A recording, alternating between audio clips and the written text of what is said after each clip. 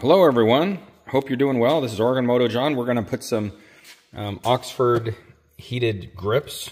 I'm going to use the sport model of heated grips. There's a lot of different ones. These are a little shorter. They seem to fit on smaller dual adventure bikes well. I've used it on a 690, a KTM 690. I've used it on KTM 500. I have them on my Husky 350. In the Pacific Northwest, it gets cold. You really need these. So here's what it comes with. It comes with everything you need to hook them up. It has a nice little controller that kind of helps save your battery. If it's not sensing that you're riding, it'll shut the heated grips off, which is good. Comes with the glue. Comes with some zip ties. Comes with some screws. So you can attach it to one of your perches if you want to. I'm not sure if I'm going to do that. I usually have to, you have to mount this where it's out of the way and where it's convenient for you. And then this is just going to attach to your battery. So that'll be the first step, is we need to get our power source from our battery. So that'll involve removing our seat.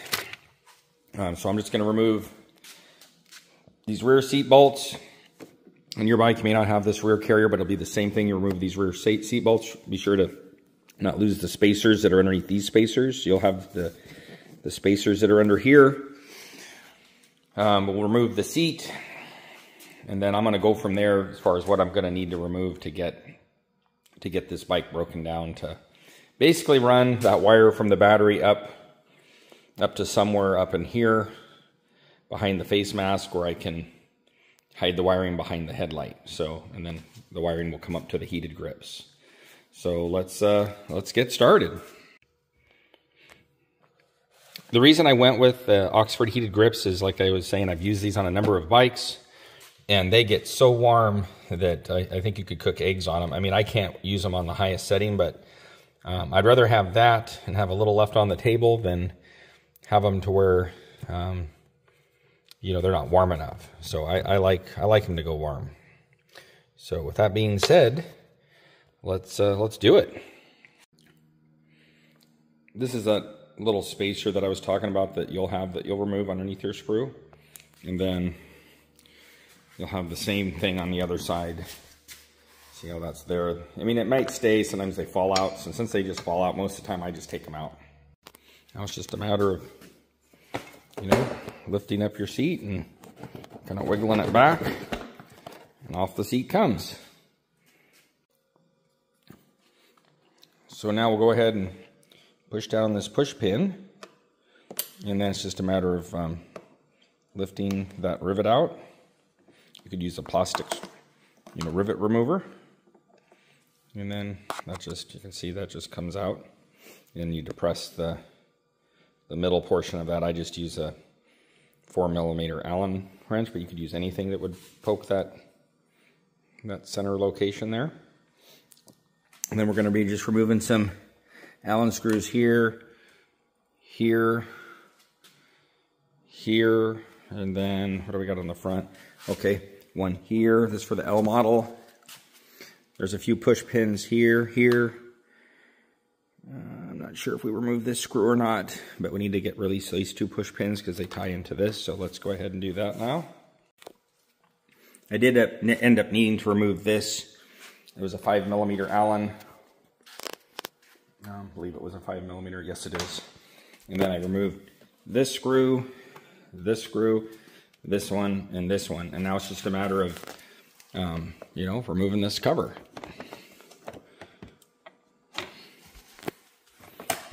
And looks like they're tied together here. There's something in here holding that. Let's investigate. Okay, it's got a compression fit at the bottom that I just need to pull on. So I'm grabbing down here, and then off it comes. So you got a compression fit here and also there. And then there's the battery that we need to tie into. And then to remove this cover, let's see what we need to do. Oh, it's got some Velcro on the tank. See those little tabs? And then up front, what do we have? It's being held at the bottom here. Let's see what we have. Oh, there's something holding it.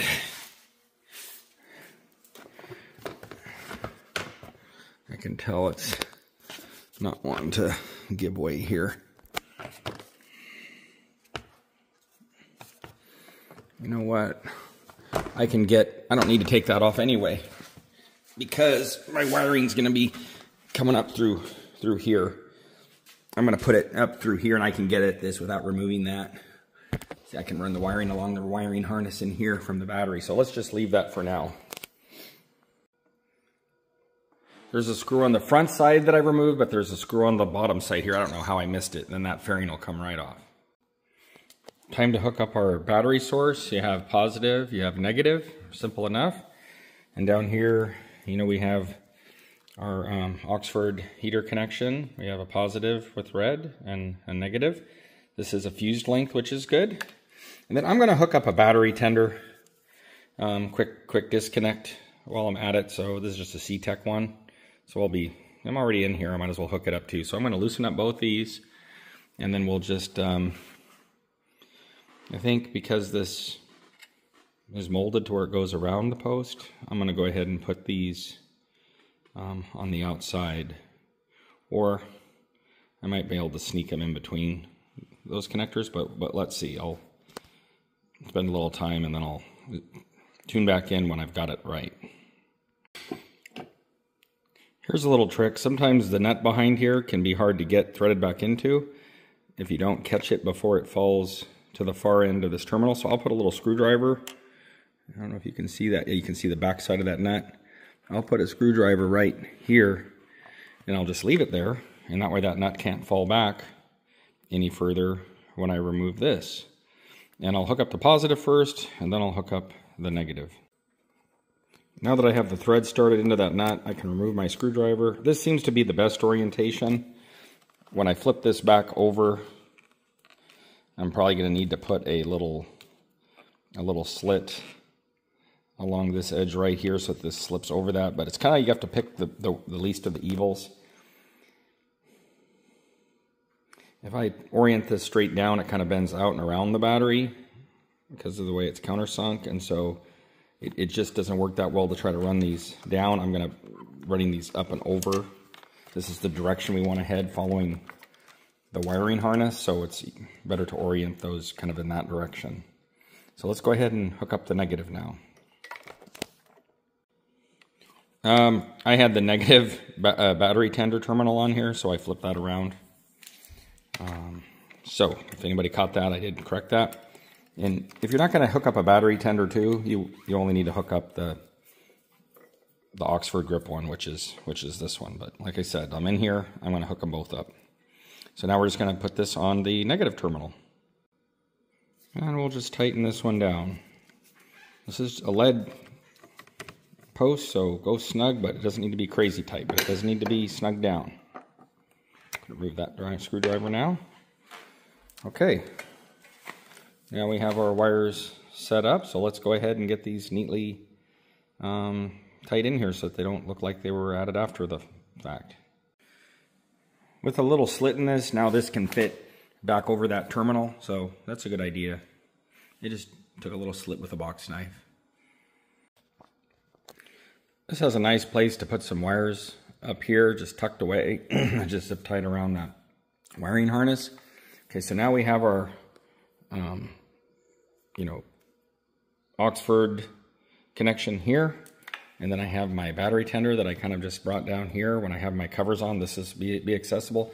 These C-Tech connectors, quick disconnects, are pretty cool because it just gives you this nice little port. It has a cover for it, and then it has a quick indicator if you want to know your battery voltage. You can see that's flashing green, and it's telling me that my battery is good. If it's yellow, it's low, and red, it's bad. So it's just a glance lets you know. If you see it turning yellow, hey, get it on your tender right away.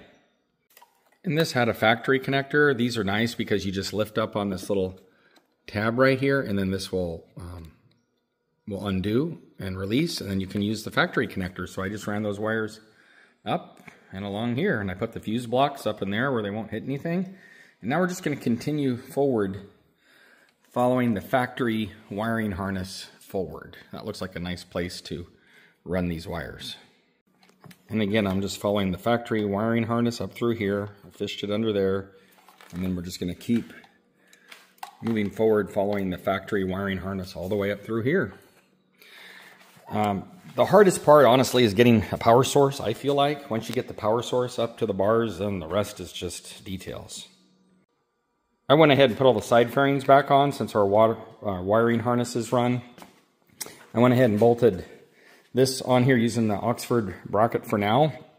And when I'm in the cockpit, it's kind of out of the way. I just use one screw here.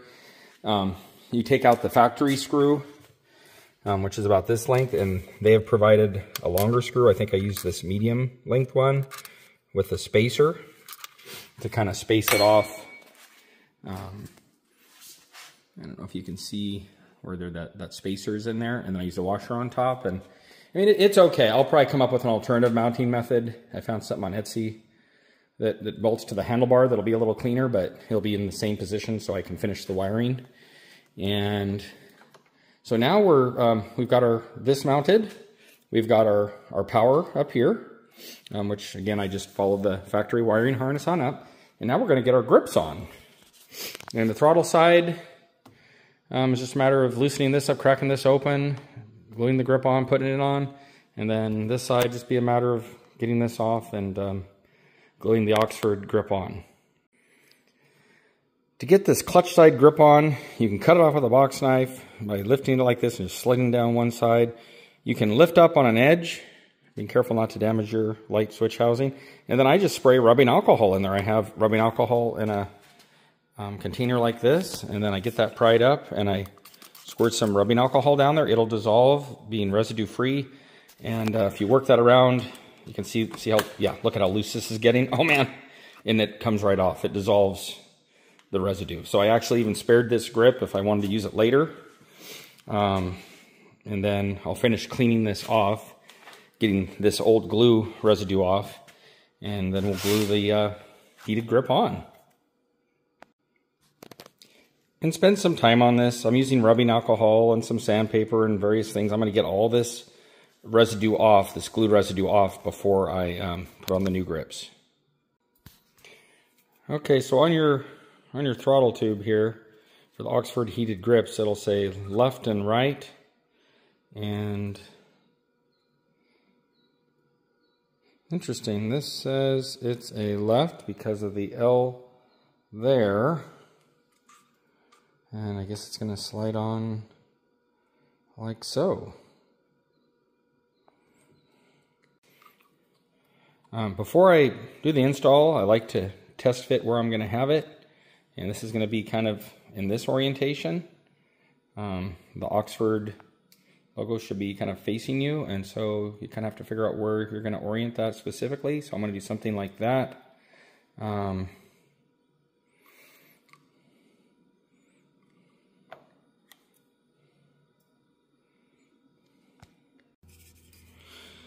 So you want to put a towel over your bike, so when you're gluing this on, you don't get glue on it. I went ahead and online from Rocky Mountain ATV and just bought a spare throttle tube. It'll come with the grip on it. So I just removed the grip. It has these little nubbins, and it just took me like 2 minutes to cut those off with a box knife. Just cut away from yourself so you don't get cut. Now we have to see the orientation of this, and we need to glue the Oxford grip on such that it'll be in the right placement for this wire. So we're going to just look at that for a moment before we glue this on. I now have my new throttle tube on. I just kind of had to take those little cables out of where they seated in. You kind of have to loosen the play up out of this top cable so that it comes out a little easier, and then you kind of lift this throttle tube up and out sideways and it'll come out. Now we're just going to go ahead and put this back over the handlebar. If you turn them to the right, it gives you just enough slack to get up and over.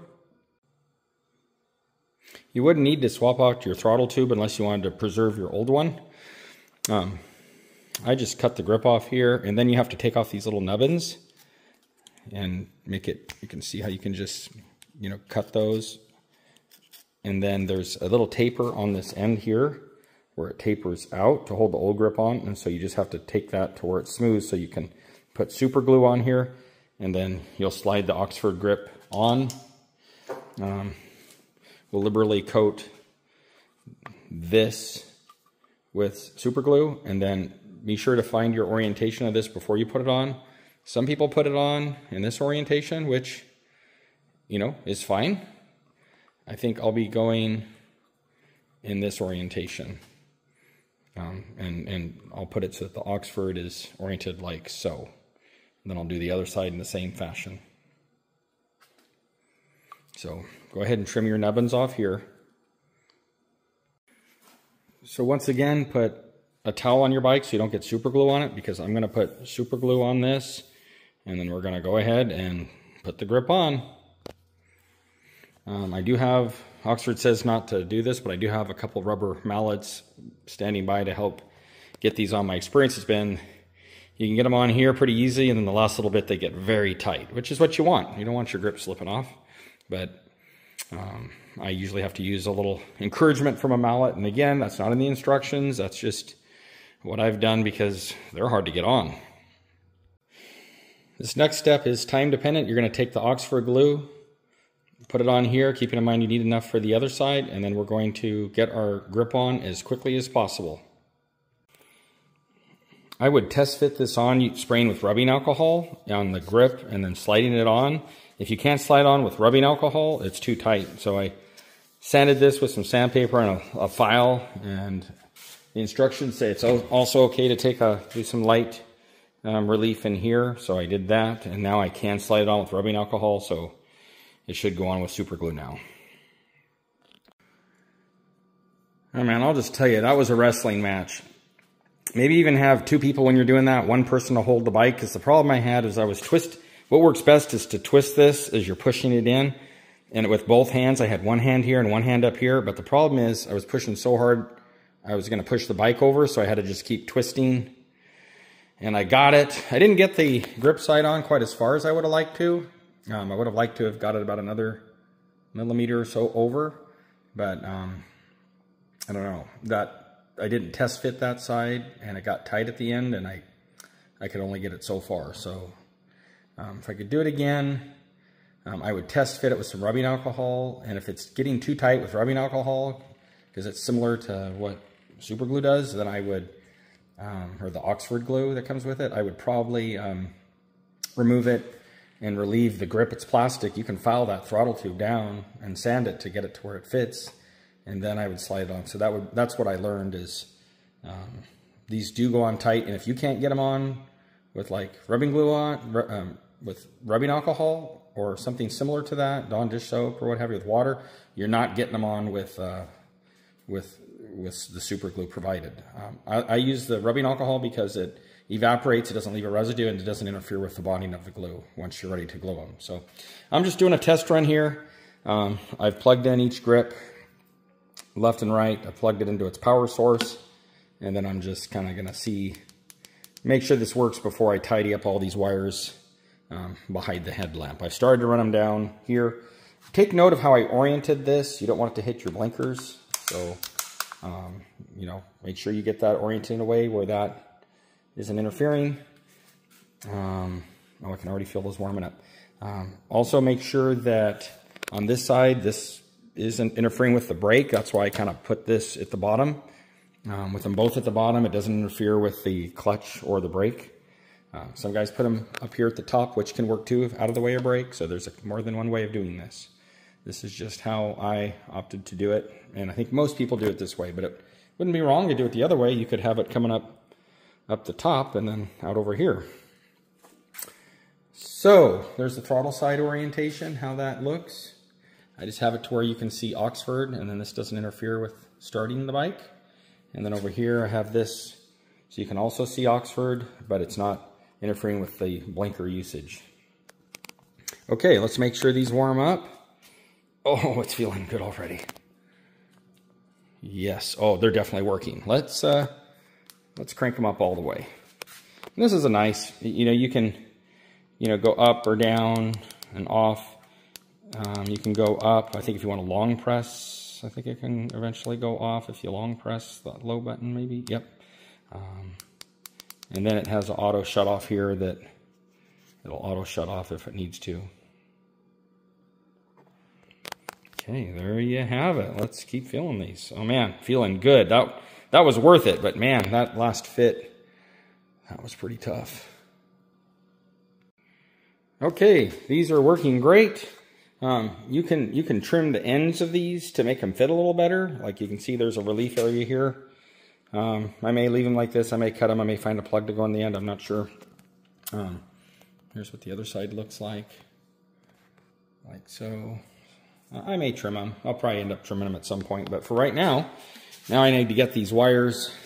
I've run them down the handlebars on each side, and now it's just a matter of getting them behind the headlamp and zip tied up neatly to where it doesn't look like I did anything. The last step is to clean up this wiring. So I've used this, I just have this wiring here to kind of tuck up behind them here. And then I've cleaned up the wiring. It runs down the handlebars, it runs down the other side, and you can't even tell that, you know, I've done anything. And that's really the way to do it. So now it's just going to be a matter of getting these tied up and then zip tied together and tucked back in there. And it seems like they'll never fit, but if you take your time with it, you can get the wires kind of tucked up behind the headlight up in here and in front in there, so they're not chafing on the head stem of the frame. They will fit, but it takes just a little bit of time. And that's it. So they do work well. I'll probably mount this in a little different way down the road when I get a different mount for this. I might get some plugs for this. Like I said, in the future, I would test fit the throttle tube because I got this throttle tube on and I could not get it on any further. So I would test fit the throttle tube, spend some time with that. But other than that, I'm happy with the install. They work great. I've had them on multiple bikes. Here's the throttle tube side. I'll probably get a plug to put in here, or I'll cut this off here. So I haven't quite figured that out, but it could stay just like that and be fine. So there you have it. Heated grips on the CRF 300. Well worth it, but get ready when you go to slide these on, man, I'll just say it takes some elbow grease. So good luck.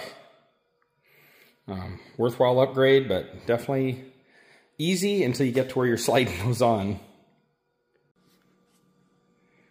Just want to show you a nice feature. See how this is blinking?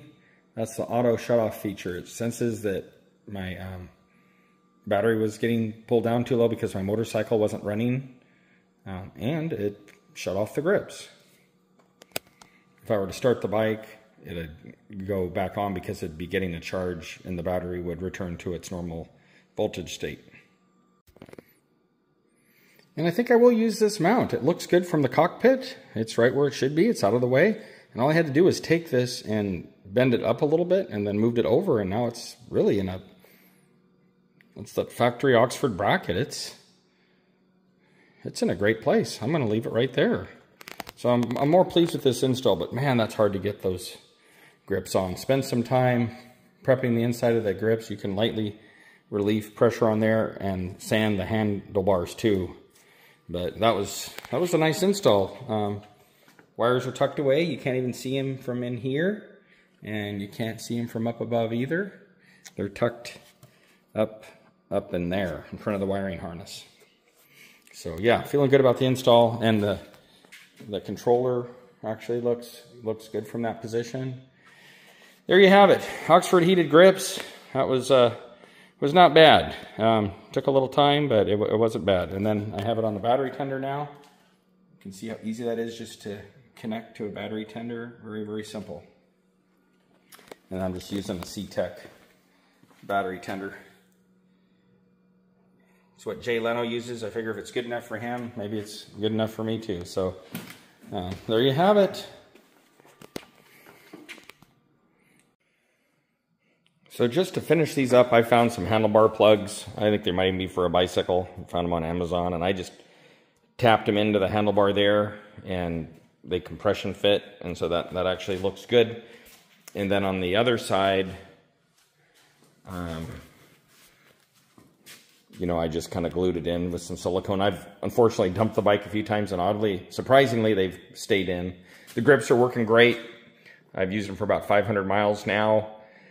Yeah, that was great. And to be clear, you can take a file to the inside of the Oxford grips. It says so in the instructions. And you can also file the handlebars. I have a metal file that I used. And next time I would, like I've said many times in the video, I would spend more time filing the inside of the Oxford grip to relieve it, as well as on the throttle tube. And I spent some time with a metal file on here, but I would also spend some time, you know, I did relieve this with a file too, but fit it with rubbing alcohol before you glue it, because once it glues, the glue sets and you have some time, but once it's on there, oh man, the glue sets reasonably quick. I mean, you probably got a minute, and then it starts to set to where it gets very, very, very hard to turn these. All right, well, good luck.